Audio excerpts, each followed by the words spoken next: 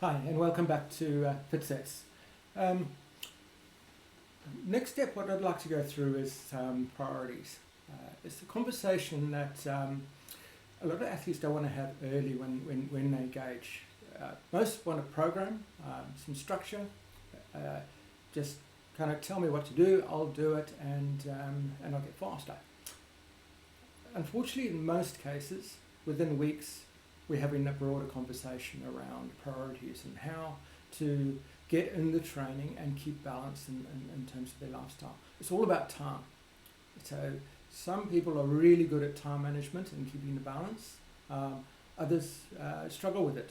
And if you look at some of the top leaders, they are exceptional at time management. If you look at Jacinda Ardern, and some of the prime ministers and top leaders of organisations are really good at time management. You wonder how they actually fit the work in raising kids, leading a nation, and keeping balance at the same time while making good decisions.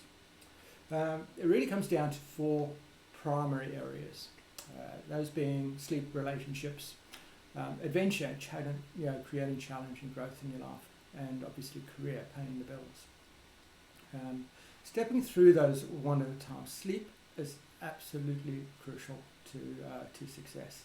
It's where we replenish, we recover from the strains and the stresses of the day, mentally and physically. From an athlete's perspective, it is the primary time of recovery.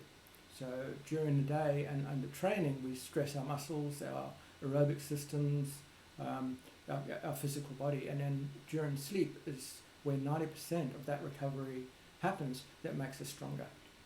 We'll go through recovery in a later session, but sleep is that primary recovery period where we really need to make sure that we have quality sleep, around about 7.5 hours a night for an average person. If you're doing exceptional hours in terms of training, 20 plus hours physical training, getting up to 30, you probably need more. Top athletes will be getting 7.5 to 8 hours sleep a night, and then highly likely they're taking a midday nap as well. Sleep is also where we process a lot of our learnings for the day, so we get mental stress plus learnings. It's a time when our brain kind of categorizes everything, decides what it's going to retain, what it's going to move back into kind of our memory archives, and what is crucial. Sleep, absolutely crucial. Some people don't need a lot of sleep, they're exceptions, but you'll find those people who need less sleep are really good at sleep, so they have really deep sleep. It's not a privilege that all of us have. Relationships are the next one. So relationships gives life meaning. If we are on a desert island, with ample food and a paradise all by ourselves, it becomes pretty meaningless pretty quickly and mundane. We need people around us. We need families, or friends. People to share experiences, share struggles, share successes, and experience. People we can relate to. It's kind of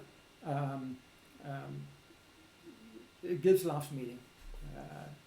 To be honest, sometimes when we get caught up in our career or in training and our goals, we can sometimes leave and compromise those relationships. It's really important to nurture relationships.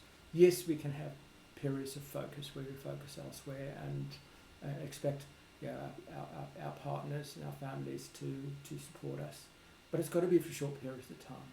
It's our relationships that make us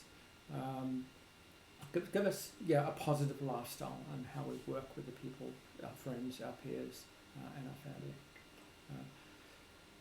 Adventure, right, is a very broad term. What I'm saying is adventure brings fulfillment and brings growth. Adventure means it's not always an easy path. We need failures in our life to get learners and to grow. We need successes It's never, life shouldn't be a cruisy path.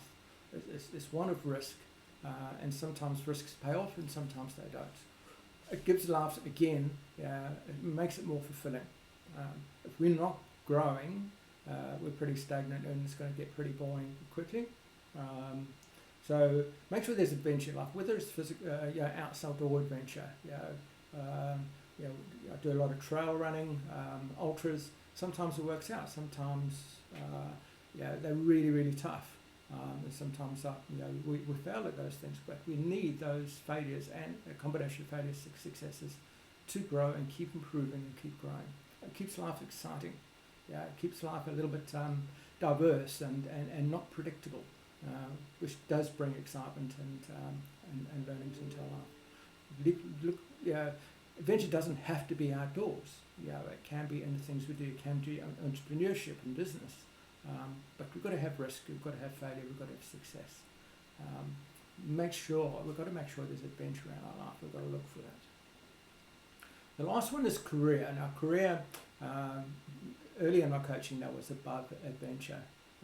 We need to pay the bills. We need to keep a roof overhead. We need to put food on the table. We need to support our family. We need income, essentially, or most of us.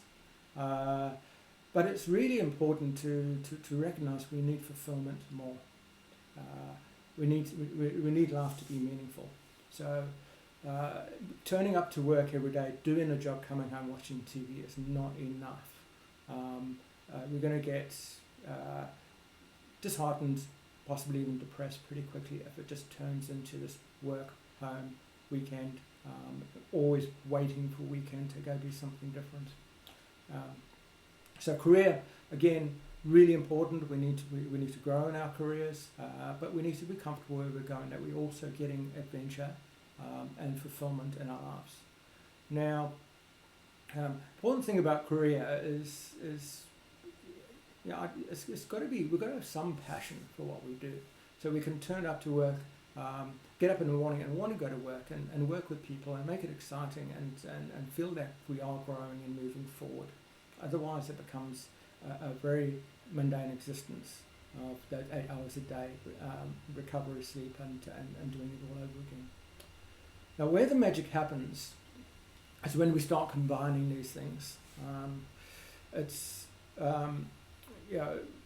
When our career, we combine and almost make that adventure, turning up every day to work with an element of risk, of pushing some boundaries, making change in terms of our work environment, finding new ways of doing things and keeping it challenging. That's a way of introducing the adventure, but we can actually make sure there's a balance as well.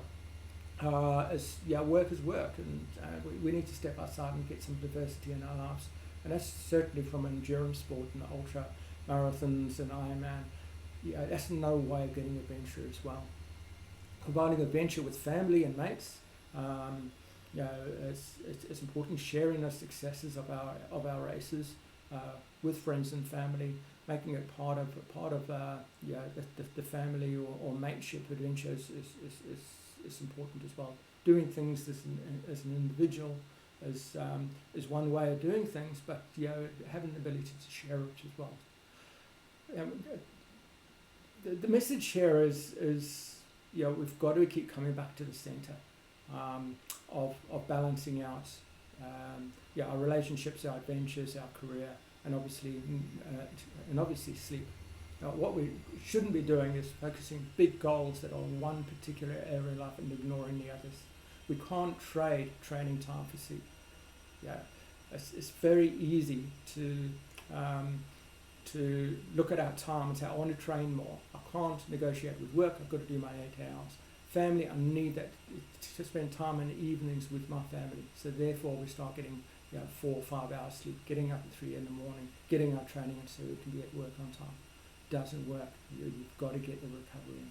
So balance is important. Phases focusing on one of those for a period of time to break breakthroughs, probably a good idea, but keep that short and come back to the centre often. Keep those 4 things. Make sure you've got adventure in your life. That's the absolute crucial one. Make sure you've got relationships and healthy relationships, looking after those, make sure you've got money coming in and growth in your career, and get sleep. It's the one that actually holds it all together. Hope this was useful. Tap me a message if you've got any questions or any support in this. See you.